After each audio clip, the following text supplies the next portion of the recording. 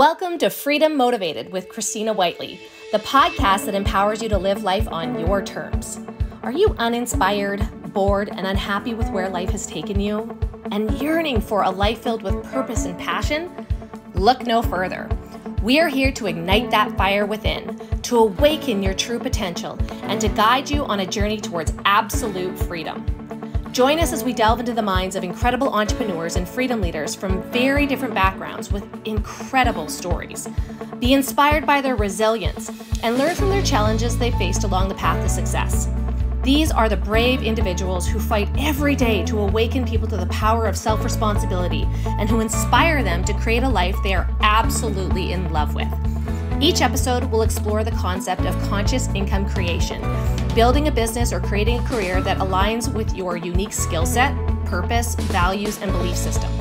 Discover the strategies, tips, and invaluable insights shared by our guests as they guide you towards making a living doing what you love. It's time to break free from the shackles of conformity and embrace the freedom that awaits. Are you ready to take control of your life? Are you ready to step into the life you've always dreamed of? Then welcome to Freedom Motivated, the podcast that will ignite your spirit and unleash your potential. Hello, and welcome to another episode of Freedom Motivated with Christina Whiteley, and I am so excited for this next guest. I have been following her for quite some time now. We all have had a very interesting few years. And Miss Karla Joy, when she shows up on social media, she brings her A game, and she is a lot of fun to follow. So you must make sure that you follow her on social media. We'll make sure you have all of her handles by the end of this. But I really wanted to have a conversation with her about how life has unfolded over the last few years and how she's been able to position herself in a market to attract her ideal audience, to attract her tribe, to attract people that are like-minded, and build an epic business, by the way. Because, even though things have been hard, even though, we look at life and we're like, oh, we're going through a recession, this is tough times. It doesn't have to be that way. You can actually have brilliant years in business. You can find people that you never would have connected to if you have the courage to speak your heart and your mind. And so, Karla, I would love for you to share a little bit about yourself. And we're just going to have a really fun conversation today. And I'd love for my audience to meet you because I think that they need to know you. Amazing. Well, thanks for having me. Happy to be here. Yeah, it's been a wild few years. There's been a lot of ups and downs, some mountains and some valleys. But I have to say I'm in like a better, more rooted, financially stable, fun place than I've ever been in. Where do you want to start? Tell me a little bit about your life. Before the world fell apart? Yeah, that's where we want to start. Before the world fell apart, okay. What were you doing? What was your life like? Before the world fell apart, I've been a coach for 10 plus years, and I've been in all different kinds of business models. I've had network marketing businesses. I have worked for the big banks. And I had my first brick and mortar business in, I believe it was 2012, I started that, and I had a brick and mortar yoga and fitness studio. I grew it to be the biggest studio in my town, and it clicked off a lot of boxes for me. I really thought it was like my thing. I was obsessed with yoga and health and mindfulness. It was a great place for me to find clients for my coaching business. I was helping my community. I had a retail boutique. I got to do so many fun things. I got to partner with a lot of fun people. I would travel around North America, speaking at different yoga festivals. I was starting to make some really great connections in the yoga community. And right before the pandemic, I was pretty much at the point where I had grown that business as big as it was ever going to be. And I was kind of starting to get frustrated because you can only grow so big in one place. Yep. And I started looking at franchising. I realized that's the only way that I'm actually going to be able to expand. But I was so tapped out. I have 2 girls at home. I was doing so many different parts of the business. The studio was making a lot of money, but also it costs so much money to run a place like that, to have 15 staff, to pay the bills on a great big old building, all of the things. And right before I kind of went ahead with those steps to franchise is when the pandemic hit. And I was super sleepy in the beginning. I wasn't frightened, but I like went along with all the rules. And I live in Ontario and we were forced to close off and on for about 18 months. And I really have always valued freedom. My husband and I have moved every 6 months our entire marriage. We used to go back and forth between Whistler, BC and Lake of the Woods, Ontario. We would uproot our kids from school. We would go to Nicaragua. So very freedom minded. So I thought running my own business was like the ultimate way to freedom. Yeah. And then the government shut my doors for almost 2 years. And it was a huge awakening moment for me that um, I lost everything, like in not 18 months, in like two, like just paying the bills, like that bank account it just got sucked dry. And it was amazing. Even when we could open, people were terrified to be around other people. And I really fine-tune the art of like hands-on assisting. My business involved gathering large groups together to touch each other and breathe. And we had these stupid rules, like you weren't supposed to ohm because of the extended exhale. Like people were supposed to do yoga with masks on, do fitness classes with masks on, and I was like, not a chance. And my lease was up and it was just a no-brainer to close. I just saw that my industry was forever injured and it was the right call to make, because I'm friends with so many other studio owners and so many studios are closed now. Even when everything could go back to normal, the damage was done. They couldn't recover. A lot of gyms were okay because working out is a slog and people just can't do that at home. So I stepped away and I rebuilt myself online, still not awake yet, by the way, still no idea what's going on. And I was like, I'll build a digital studio. I'll just coach. I'll just focus on that. But then I woke up. And then I woke up and I lost every single client, friend, customer, dollar in the bank account again. So already lost it from the lockdown, rebuilt, lost it all again.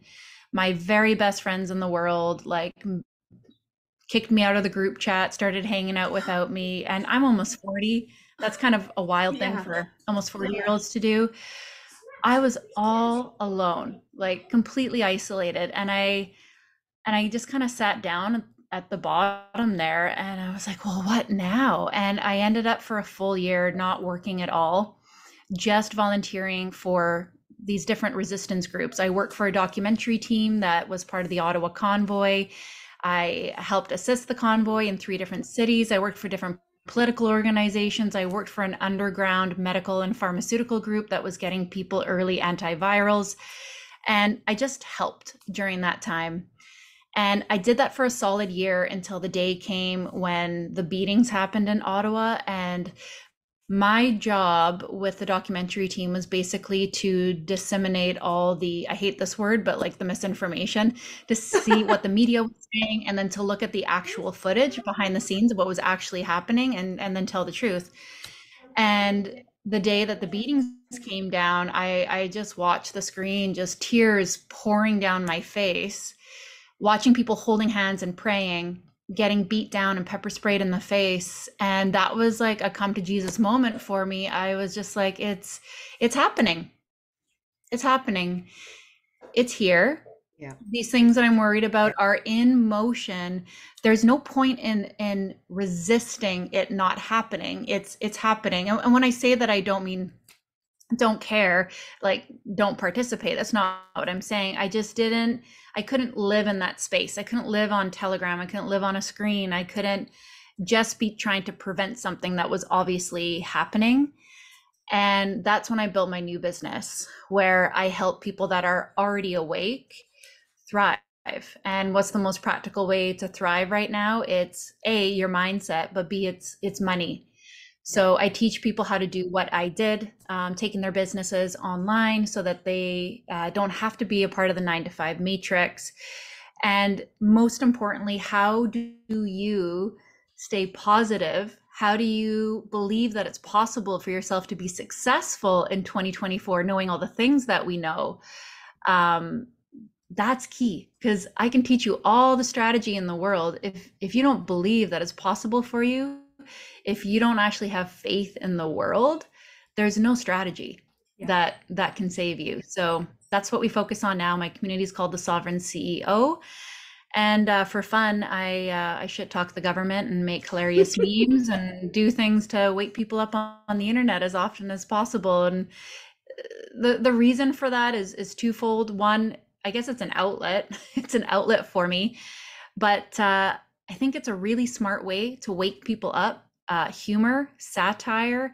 I try and make inarguable content, and I joyfully eject people from my space now because I don't want to work with people that don't see what's going on. I don't want to work with people that aren't aligned with my value system, because my work now is fun. Everybody's Yeah. on the same page. Everyone is a good human. There's all different types of people, but we're aligned on the things that matter most. So that's why I keep putting inflammatory things out there on the internet. Well, it's working. It's working to attract your tribe, that's for sure. There's a few things that I wrote down here because I want to unpack them. And so in the beginning, I just want to tell you, I totally made fun of my husband when I was flying to Anaheim but just before COVID happened. He's like, "There's this virus coming out of China. You need to bring a mask to go on the plane." I'm like, "Get lost." I'm like, "What are you talking about?" And then by the Sunday there, he's like, "No, they're quarantining flights in LAX. Like, you need to come home." And we didn't know what it was. So I was also the person that didn't leave my house. I was also the person that put my groceries on the front porch for 12 hours. Like, I was also the Yeah. person that was acting a bit irrationally because we weren't sure what it was. Really Yeah. lucky that we had found Dr. Chris Martenson, and my husband had been following him for a long time, and he has a background in virology as well as economics, and so he could put these numbers together and make it make sense. But the numbers that he was talking about were not the numbers that the news was talking about. And another really interesting point was that we had tenants that lived in our carriage home, and he happened to work for Vancouver Island Health running numbers. And he was running, I never asked him the details because I didn't, I respect that privacy, but he's running the numbers for COVID. And he goes, "Yeah, Christina," he's like, "we can have all the numbers in the world, but we're not going to know anything about this for like 5 years. Like, it's just data. It doesn't mean anything."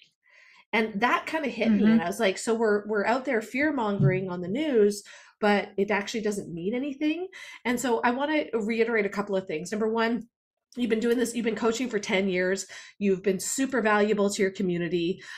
You showed up and create successful business. And I love that it was purpose driven. I think that both you and I do something very, very similar. I do coaching online, teach people how to bring their business online, teach them how to make enough money. If they want to leave the country, they can. Okay. And show them how they can have their freedom. Because I'm like you, I'm like-minded, that like entrepreneurship is your ticket to freedom. When you have options, you have freedom.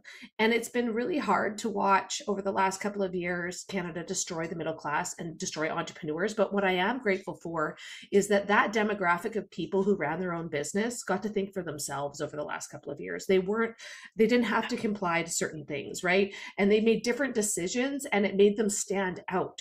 And so, although I watched a lot of people lose their businesses, and it breaks my heart to hear that you had to close your business and that it wasn't the right thing. And I remember even my husband, he's been doing CrossFit for 15 years, and all of a sudden he was uninvited to go and be around his community.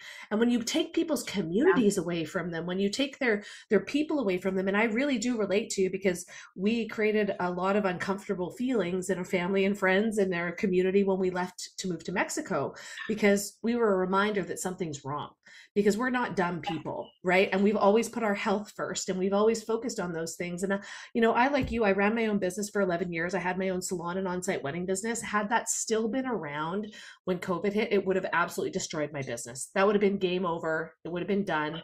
And I have so much compassion for the people that went through that. And I'm so grateful that you were able to pivot. I'm so grateful that you were able to, find a way that you could bring people in that were like-minded. And I think it's really cool because even, talking about how you work for different political parties and this underground medical system, which by the way, I'm connected to one in Ontario. I wonder if we know the same people, because they're helping people, get through all of these injuries that nobody wanted to talk about and nobody wanted to bring to the front of the light and shine a light on it and say, hey, maybe this wasn't what we thought it was. Maybe this is something more. Maybe this is actually really harmful. And to have all that pressure put on us when we, all we wanted to do was have a little bit more data. All we wanted to do was just have a little bit more information, right? And so, Yep. I have to ask you, what was that wake up moment when you just like had that like line in the sand that you're like, wait a second, this isn't right. Oh man, there were a few. I was really slow out of the gate. So my husband is very logical, numbers minded, and right from day one, like he doesn't watch documentaries. He's not on the internet at all. Just right away, he was like, these numbers don't make sense. And I remember we were watching the news and they were panicking everyone, saying 3,000 people a day are dying in India. And I was like, see, Dan, see? And he said, how many people normally die a day in India? And he looked it up and it was like 27,000 people a day die in India, like some massive number. And I would get so angry at him. Like I just didn't even want to hear it. And then I had a really close girlfriend who's very, very smart, all of a sudden start to lose her dang mind over this. And I was like, oh, my poor friend, I'll help her. So we would talk, and I thought I was going to talk her off the ledge. And she just kept asking me questions. She's very smart, like just seeding little things, just questions that I couldn't answer, but she was my friend, so I wouldn't get angry. The first documentary she sent me was the one with Michael Yeadon, who used to work for Pfizer. And I watched it and I was like, yeah, like maybe, I don't really believe it. And a doctor, one of the Ottawa doctors, actually ended up coming through my small town and staying with my in-laws at their bed and breakfast. And I spoke with him, and he was a Christian, very spiritually connected, just like knew that something was wrong. And he gave my in-laws, who then gave me this giant list of drugs, and he said, do not get the shot. It's bad for your heart.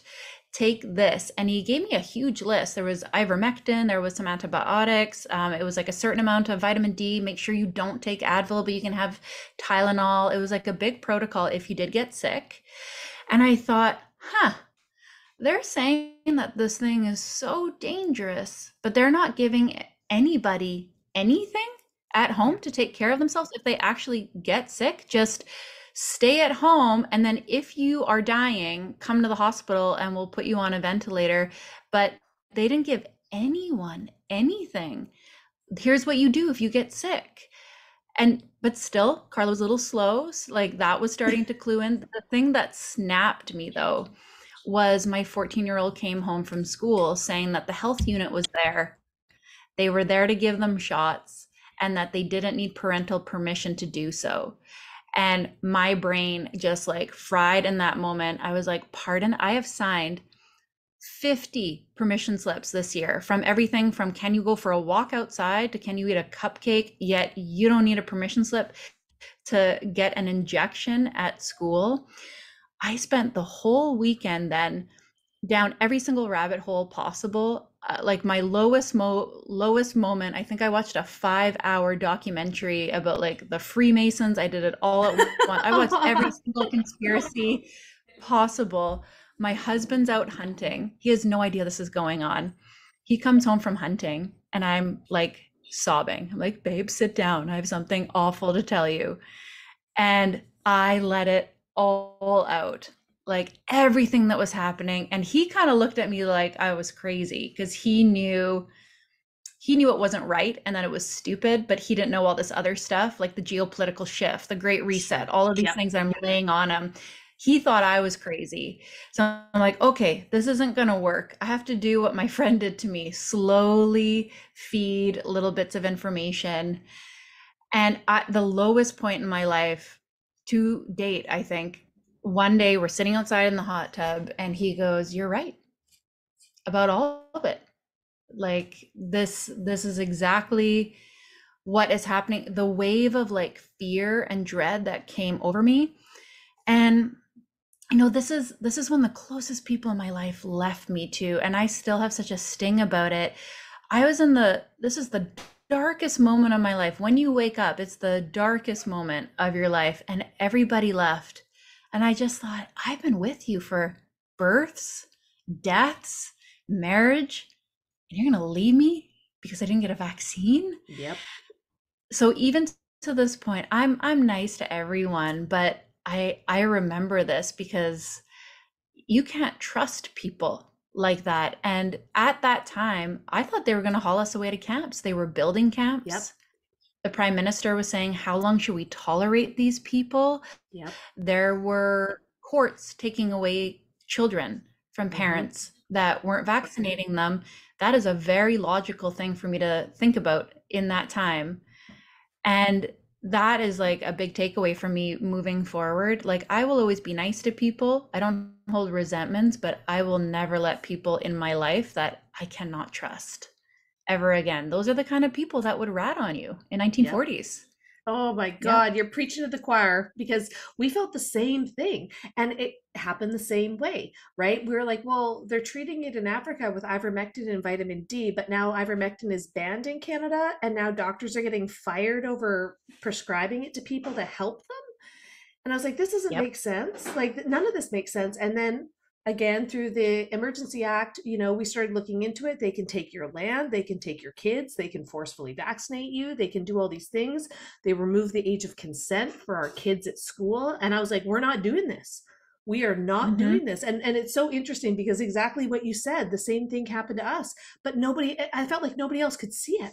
I was like, why are we the crazy ones here? Like, I don't understand. If you understood what was happening right now, you would be up in arms. Like, why is no one understanding this? And that's when we decided to make the move. And now, I'm not saying that that's the best solution. I'm not saying that it's available to everybody. But when they decided to close the borders in Canada, we felt like we had no support from the people around us. We were getting uninvited to things. And just like you, like, we're not in the chat group anymore, like we're that family now, And I wanted my daughter to live a life where she didn't have to worry about any of those things, where she just got to be a kid. Like, you don't deserve to go through all of this and become a political pawn in school and go through all of the trauma. Because one of the things, people assume that I pulled her from school, age of consent or whatever was part of it. But there was an assembly that was on Truth and Reconciliation Day. And they had a school assembly come in with all these kids. And mind you, she was 5 at the time. And so they had an elder come in and talk about being taken from school, never seeing her family again. She was obviously in trauma, crying.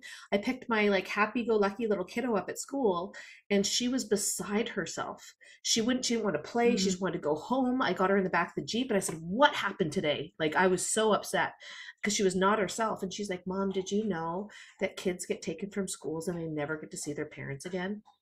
And I was like, what? At 5, like, that's not age appropriate. Never mind all the other stuff that we're teaching our kids in school right now up there, right? And by the way, I will say, like, that's starting to leak into Mexico. That's starting to leak into the public school system down here, the private school system, all this propaganda. And so we're really lucky. She's at an international baccalaureate school, which doesn't have that program at all. It was actually a program that was created for Swiss diplomat kids, right? To teach them how to be global citizens, question everything, see all sides, love, compassion, all these great honor, all these great values, like what we should actually be teaching our kids. She's actually learning how to read and write and do math, Imagine that, right? So I was okay with it, but it just was one of those like huge wake up calls. And I love that you and your husband had chats in the hot tub. We had so many hot tub chats that were just like the two of us, like, what the hell is going on in this world? Why does nobody see what we see? It just didn't make sense. And so, were you were present for the Freedom Convoy? Were you working at that point in time in that project? Yeah, I never went to Ottawa. I helped in 3 different cities here. My car was packed, ready to go to Ottawa, and I got this phone call that just said, do you want to help the truckers? And it was a documentary team asking if I would like go and help with this project. And I took it as like a sign from God. I was like, maybe this is what I'm supposed to do. Maybe this thing is going to be dangerous. I don't know. And it's probably the right decision for me, especially like having the kids too, right? Yeah. I would have been there for 2 weeks. Part of me wishes I was there, but maybe not. Like I just ran we're doing a Give Send Go campaign for Kristen Nagel, who was there on the front lines, and she slapped with like $100,000 worth of fines. So I just interviewed her yeah, there yesterday, was. actually. Oh, amazing. Oh, Yeah, so good. she's going to be on my podcast too because she's in Costa Rica right now. But what Yes. happened to her, what happened to so many was not right. And people don't realize that that's what's happening in our judicial system. Like people, there's no right to protest. There's no freedom of speech anymore. You are subject to whatever they deem necessary to keep their narrative going. And I cannot agree with that. When we were down here, both my husband and I, when we saw the Freedom Convoy, and I know that the press and the media painted it a certain way, right? But like both of us saw that and we were both in tears. We're like, thank God somebody is doing something. Like there is hope. And then, we talk a little bit about the stuff coming into play already, that we aren't going to be able to disrupt this, that CBDC is going to come down the pipeline and universal basic income and all of these things are going to happen. And so how do we navigate that now? How do we move forward and do something different? And that's one of the things that I love about you, is that you are so awake and so aware of all these things, even though we had to grieve. Like we had to grieve and go through friendships and relationships. We had to grieve and go through what we thought we stood for in our country, and that it is no longer. Even at Christmas, and maybe it's because I'm pregnant, I don't know, but even at Christmas I was so resentful. I'm like, I feel like we had to get people say, oh, you get to live in Mexico, it's so wonderful, and yeah, it's great, but like, do you understand what we had to give up to leave? Do you have to, like, all of our family is there, all the people that we love are there, and it was just, it's heartbreaking to me to watch it go by, and people just like, what are you going to do about it? Right. And so what I love about you is that you show up in a way that's funny, in a way that makes light of these things, but you also are solution oriented. You also are very purpose driven, and I think that more and more people need to find purpose in what they do, as opposed to making money just to pay their bills, because a lot of things are going to shift over the next few years, and if you don't have a strong purpose to keep you going, things are going to get real tough for you. So do you want to talk a little bit about how you've been able to shift and change? And then I want to also talk about your experience with Tucker Carlson, because I know that you got to meet him and have a great chat with him. Yeah, for sure. Well, one, there's what they want to do, and then there's whether or not they can do it. And that's something that I always try and keep at the forefront of my brain. So like in marketing, we set goals, we set targets. We don't always hit our targets. So we don't want to just be waiting for something terrible to happen, waiting for the shoe to drop, because the world has always been uncertain. Like all that's happened in the last couple of years is now we're aware of everything. The world has always been like this. It's always been evil. It's always been uncertain. People have thought it was the end of days since the beginning of days. Like think about living through the plague or one of the world wars or the medieval times. It's always been like that.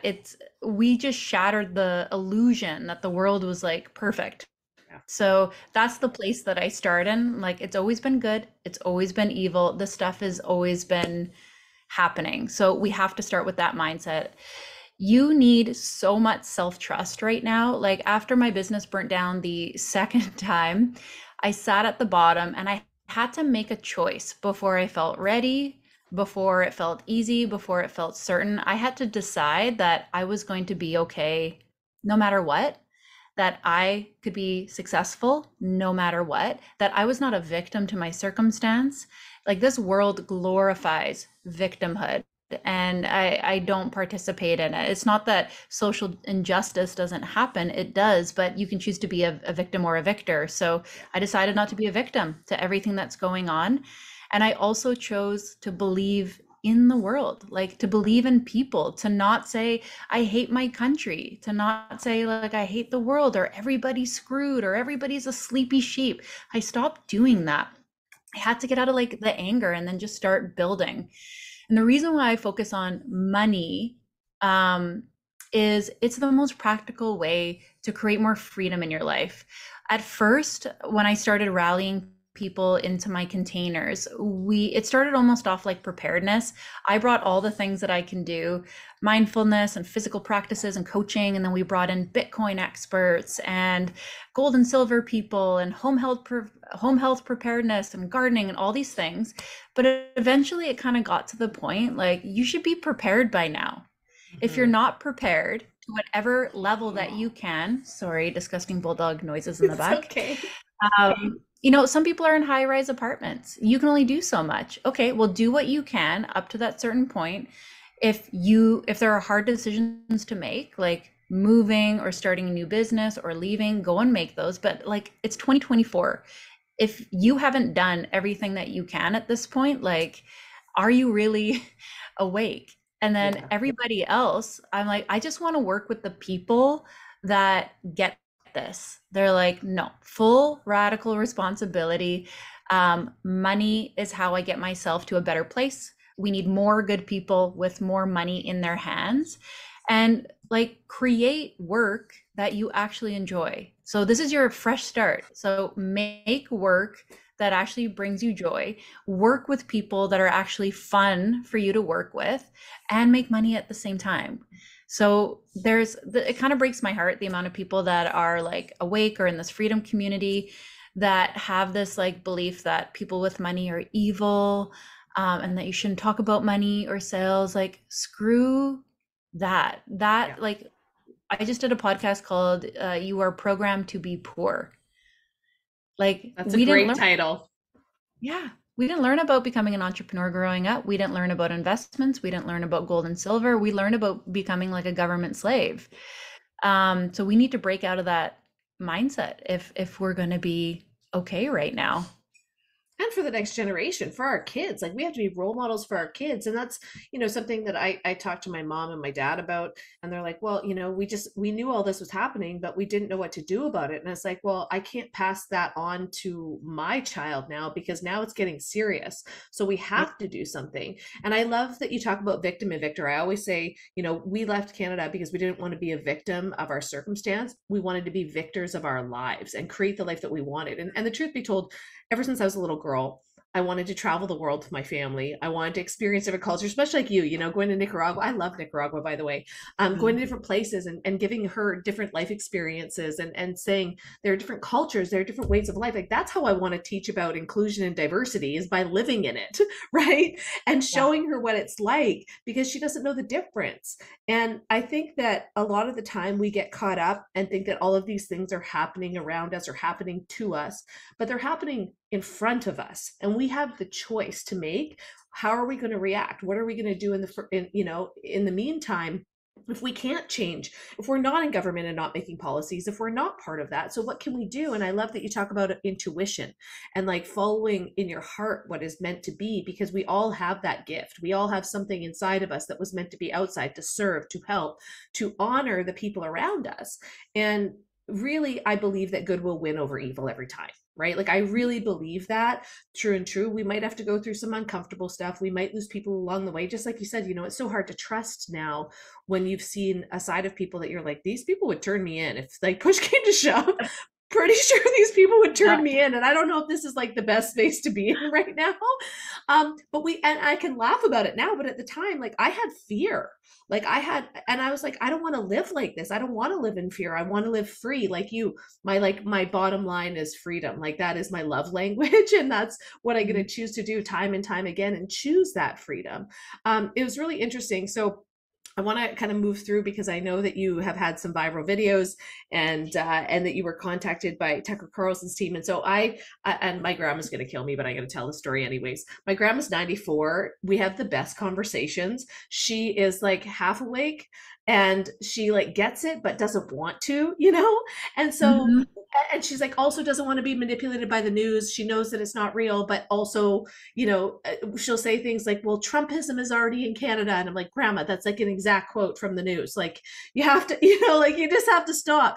And so we had this conversation about Tucker Carlson coming, and she's just like, yeah, but he's just such a hateful human. And I said, no. Tell me why you think that. She's like, well, in this interview from 2008 on Fox. And I was like, okay, well, first of all, and this is the point that I want wanted to bring up, people evolve, people change, people can make different decisions based on their new belief system that they've now integrated into their lives, right? And this is why I really believe that the work right now for us, that for those of us that are awake, the work right now is to give everybody grace, is to like let them wake up on their own, be here to support them, be here to give them a hug when they realize, they have that dark night of the soul, like you said. We like, this is our lowest point when you realize what's all going on. But now what can we do to fix it together? What can we do to link arms and support each other, right? And so I would love to hear about your experience meeting Tucker. I've heard he's like just the nicest human. And like I'd love to hear what you got out of that interaction with him. That was such a treat. I can't even believe that happened still. So, yeah, I've had a couple videos go viral. There was one blasting Twitter, and it was called I Am Canadian. Yeah. And it's like this super upbeat, silly like song in the background. And I'm just talking about the horrendous things that are happening in Canada. And I think the reason it went viral is because there's no exaggeration in the video. Everything I just said was point blank true. Like, it's inarguable. And I actually didn't really even have a Twitter account. So it's circulating around. It was being shared like 6 or 7 million times. But it didn't have my name on it. And I was like, oh, that's funny. I kind of laughed. I thought that was hilarious. People kept sending it to me like, oh, this is happening. And I knew, like, business wise, that was probably a bad thing to not have my name on it. But I guess Tucker Carlson and his team put a shout out, like, can you find this girl? Because Saad God had shared the video, a bunch, like Dr. Drew, a bunch of like well-known names. And then I get this DM on Instagram, hey, we're Tucker Carlson's team. Can we talk to you? And I was like, oh, they're punking me. So I like go to this lady's account, and like there's the pictures of her and Trump and pictures of her and like Tony Robbins. I'm like, oh, I think this is legit.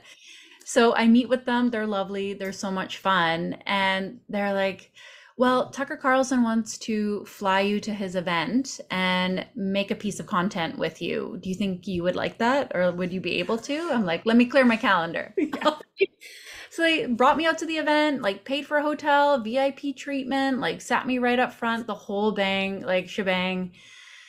He is the nicest, most down to earth human being. It was a really powerful, like raw event. He definitely really cares about the things that are happening in Canada. What was refreshing to see in that room, there was a really wide variety of people in there. There were like parents, and then there were lots of really like wealthy Calgary conservatives there. There were a bunch of people from the Freedom Convoy there. There was lots of police and federal agents. I was like, are they rounding us all up to like arrest us in here? Fair question. It actually gave me a lot of hope. It makes me feel good that powerful people know what's going on.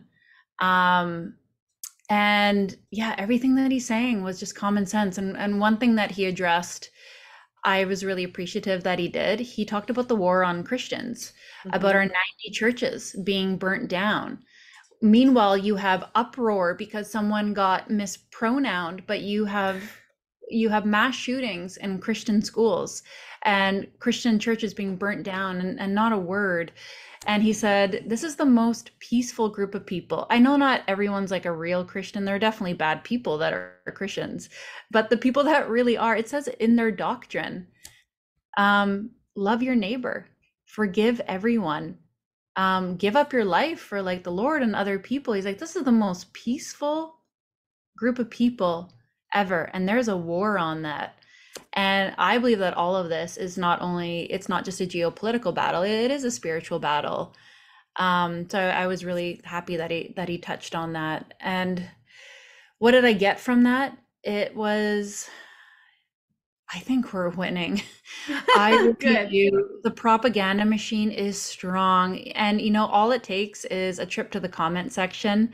Like I'll go to TikTok, for example, and there will be some propaganda video from CTV, CBC, or from Trudeau himself saying something blatantly wrong and evil. And I go to the comment section and it's nothing but people lambasting them.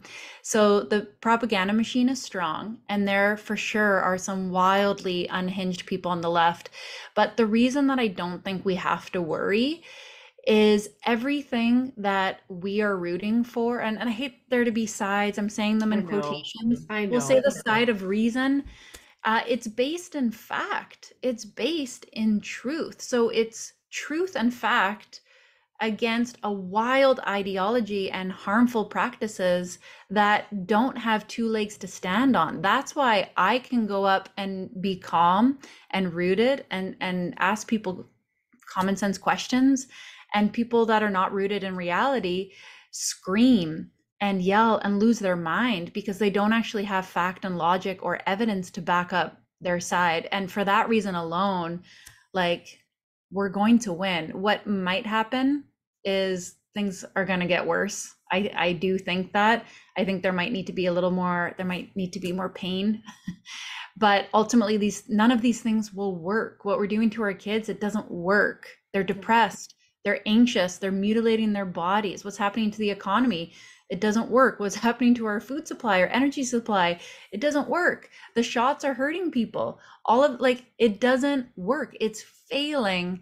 So we have to eventually reroute to the truth. There is no other way. And I think that's where I'm feeling pretty sure-footed. We just have to withstand the storm. Yeah. And it will be temporary, but it's coming. Well, not all storms come to destroy, they come to clear a path, right? And, you know, I look at what's happening in Europe with the farmers, and people are wising up to, like, hey, we can't make these policies on climate change that are going to affect our food supply and starve people, right? Like, there has to be some more critical thinking involved in being able to connect the dots. And I love that they've used misinformation as a word that just discredits automatically, you know, just kind of like anti-vaxxer. And you're like, well, actually, Yeah. that's not true. Like, that actually isn't true at all. And this is a spiritual battle. This is absolutely a spiritual, it's biblical. All of this that is happening is biblical. And I have a lot of gratitude for how I was raised. You know, not something that I spoke about a ton online or something that I spoke about with my brand or anything like that.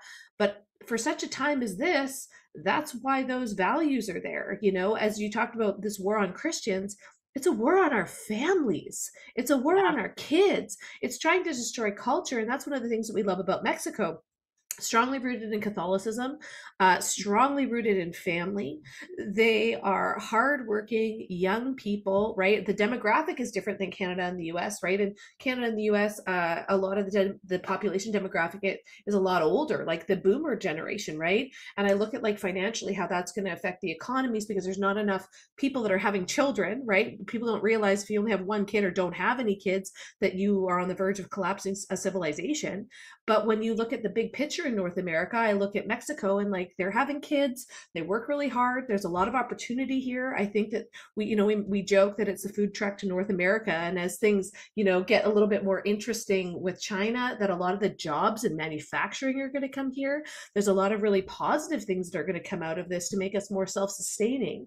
And if we look at that piece of it, then there's a lot of positive things that are going to happen moving forward. But it does take that ownership of our lives, absolute ownership of our lives and where we are and how we treat people and how we show up, giving people grace that maybe we don't agree with, being open to conversation. Like you said, it's so funny, you know, the people that oppose our views don't have a leg to stand on, so they get really angry, like, really fast all the time, and you're just like, this isn't even logical. And I remember the first time I had a video go viral about moving to Mexico, and there were all these well, there was a guy that was in the US that he actually helps Mexicans immigrate to the US, but had a lot to say about me being a white person in Mexico, gentrifying the country and being a colonialist, right? Like, colonizing Mexico, all on my own, by the way. I'm so powerful, right? Just all on my own, I could do that.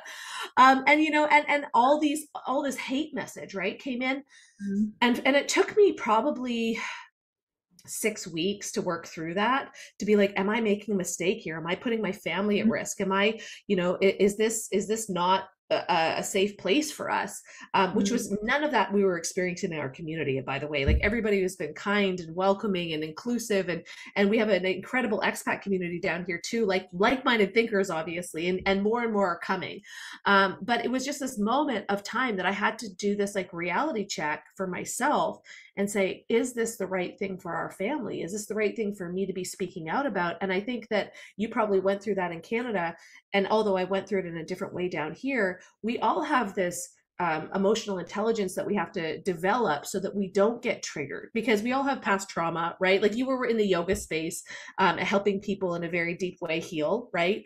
And so we all have this past trauma that can trigger us, and we behave in a different way. And right now people are highly triggered by the trauma that they've had in their life over the last few years, and they're highly triggered by the things that are going on to divide us, right? And if people understood history, I mean, I've never been such a history buff in my life, right? That's when I've started learning over the last little while. I was never interested in dates and places. Like I was never interested in that before, but now I'm like, wait a second, you guys, this has happened before and it's happening again.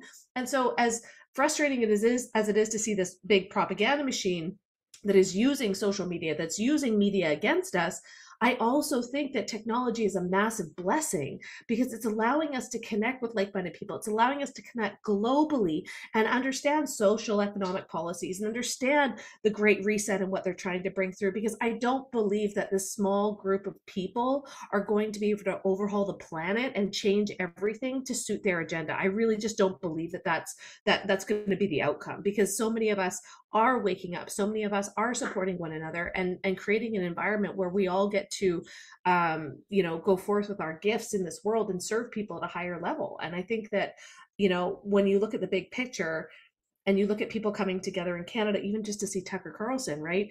Like, I don't think Trudeau could fill a hockey arena like that right now. No, absolutely. Right? No, and I'm committed to being a big problem. And I know that a lot of people are the same. Like, even when I think about my podcast and the things that I'm talking about, I've definitely had that thought where I'm like, is this dangerous, what I'm doing? And I think it actually borderline is. Like, even helping the documentary team, I thought my bank accounts are going to be frozen. So it actually is risky what I'm doing right now, but it's a whole lot. It's going to be a lot worse if these things actually manifest. So I'm willing to put my neck out on the line. I'm so glad you interviewed Kristen Nagel. She was willing to put her neck out on the line. Like, literally, we all just need to stand up. So even the people that are sleepy, like, a lot of them are over this kind of stuff too. Like, they can't lock us down. Again, people are not going to go for that. People are struggling with basic need stuff right now. And you know what? I've thought about leaving Canada. I would if we didn't live where we live. I am in a redneck hunting family. We live in the bush. We have 5 freezers of moose meat. We hunt, we trap. We're not off the grid, but we totally could be. Land, like gardens. If we didn't live here, I'd be out of here for sure. But for now, I need to stay and fight for Canada. We need you to. We need you to.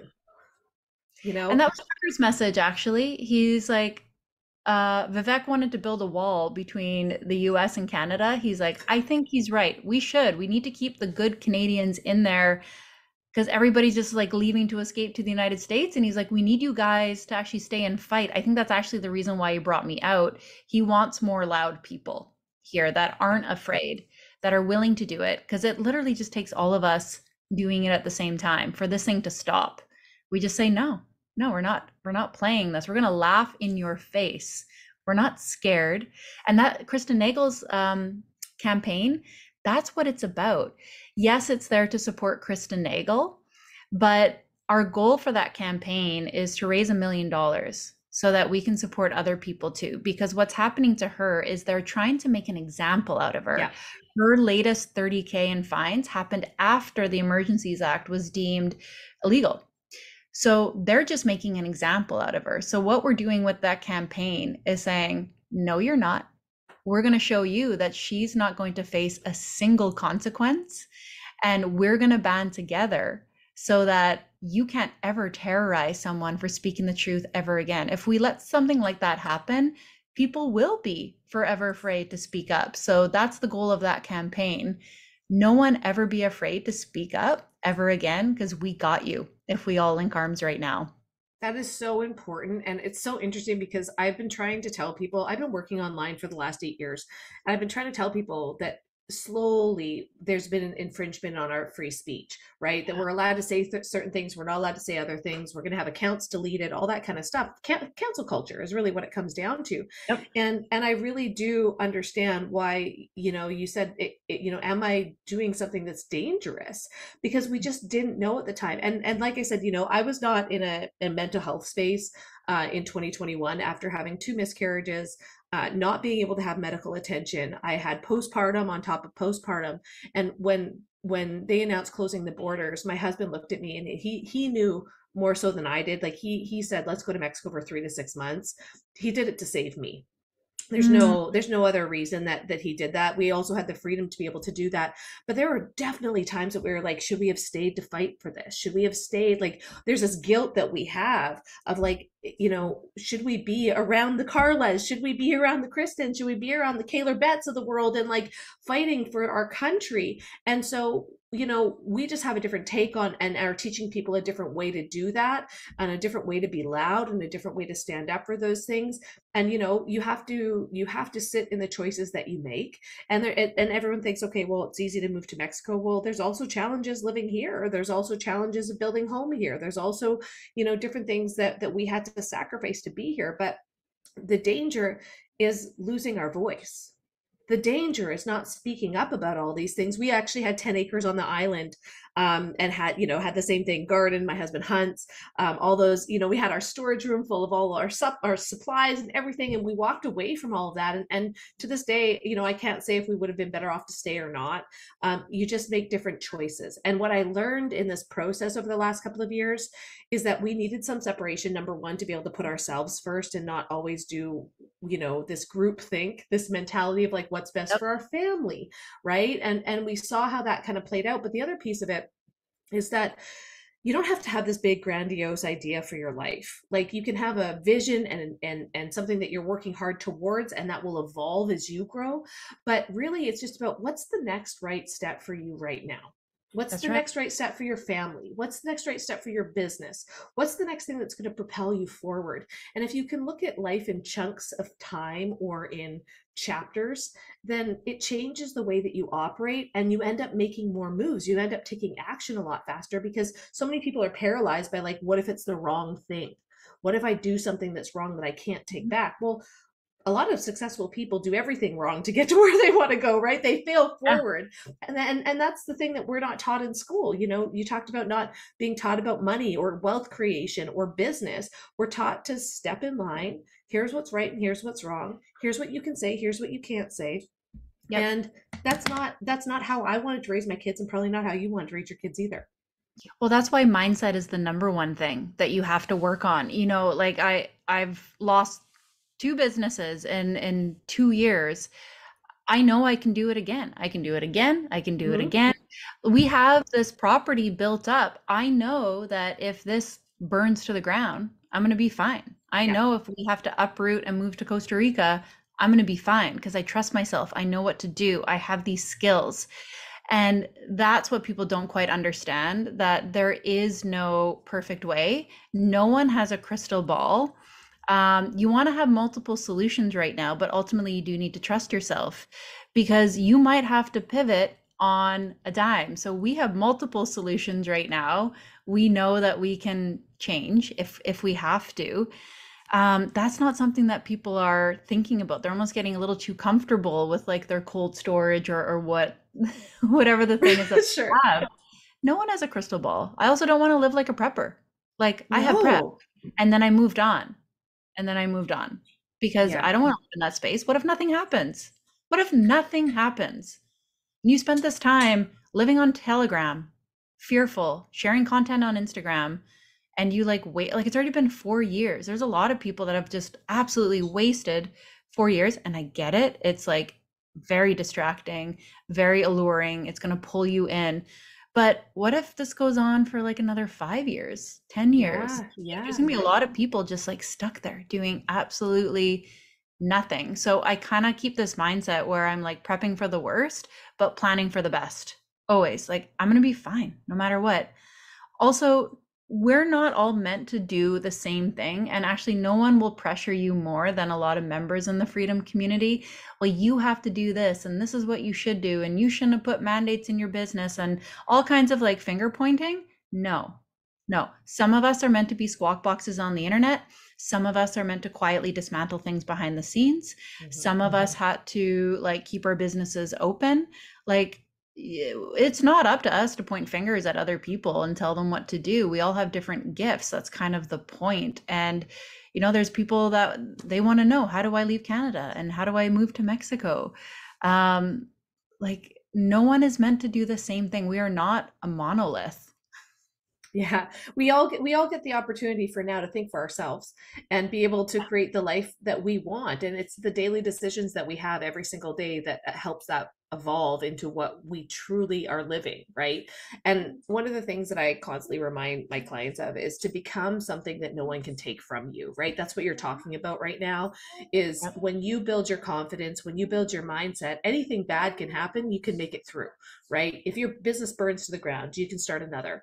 If you need to leave the country, you can do that and thrive somewhere else. If you want to have a family and be consciously raising your kids, you can do that in an environment that is still kind of working against you. You can do all those things if you're conscious of what you're creating in the conversations that you're having. But when you build that confidence, nobody can take that away from you. And I think far too many people are not focusing on that piece and are focusing on the worry or the anxiety or the things that are coming up in their lives and trying to navigate a whirlpool of propaganda and a mess out there, instead of making decisions today that would bring them joy, that would make them happy, that would be able to create an environment where they thrive. And so I just want to thank you so much for being here, Karla. Like, you are incredible. What you are doing for your community, what you are doing online to support people and encourage them to wake up in a way that brings me joy every day. I was saying to you before we got on here, I've been following you and ice cube sandwiches, and when you did that medley, I just couldn't stop laughing. And because we have to be able to laugh at all of this. I think that, and much like Tucker Carlson said, like, we have to be able to bring humor into this to lighten the mood and to be able to talk about difficult things. And you are a genius at doing that. Can you just leave people with where they can find you so that they can connect with you if they'd like to? Yeah, probably the easiest way is just my Instagram. It's Karla Joy Treadway. Karla's with a K. And I'm the Sovereign CEO on Twitter, but Instagram's where I play the most. That's where you're going to find all the fun stuff. All the memes. Make sure.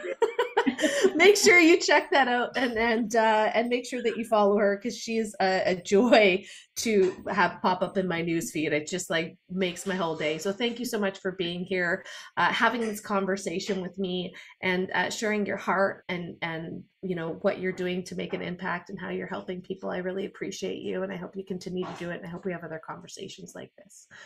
Well, for sure. I appreciate you. Thank you for having me on. You're welcome. All right. That's another episode of Freedom Motivated with Christina Whiteley. So happy you guys tuned in today. We'll see you again next time. Bye for now. Thank you for tuning in to another inspiring episode of Freedom Motivated with your host, me, Christina Whiteley. We hope that the stories we've shared today have sparked a fire within you and ignited your passion for living life on your terms. Remember, true freedom lies in the choices we make and the actions we take. So go out there and embrace your journey. Take the leap of faith, believe in yourself, and never settle for less than what you deserve.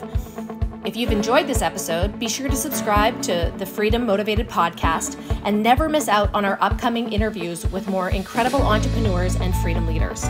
Be bold, be brave, be disruptive. You are capable of things far beyond your wildest dreams if you just have the courage to go for it. Thank you for being a part of this incredible community.